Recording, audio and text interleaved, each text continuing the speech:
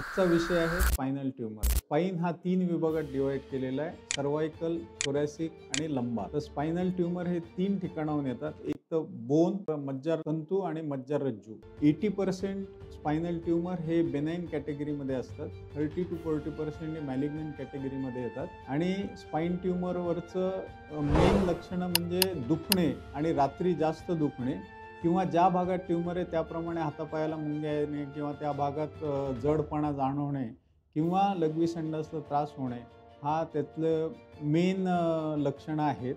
आणि MRI हे त्याच्यावरचं सर्वात चांगलं इन्व्हेस्टिगेशन आहे, ज्यांनी आपल्याला ते कळतं की ट्यूमर कुठे आहे आणि कसं आहे. आणि इलाज केल्यानंतर पूर्ण क्युअर होण्याची शक्यता जास्त असते स्पाइन ट्यूमर. स्पाइन ट्यूमर संदर्भात आपल्याला कुठलीही शंका असल्यास न्यूरोसर्जन किंवा न्यूरोलॉजिस्ट ॲट मेडिकवर हॉस्पिटलला तुम्ही कन्सल्ट करू शकता. मी डॉक्टर आनंद, मी कन्सल्टंट न्यूरोसर्जन म्हणून मेडिकवर हॉस्पिटल संभाजीनगर येथे कार्यरत आहे.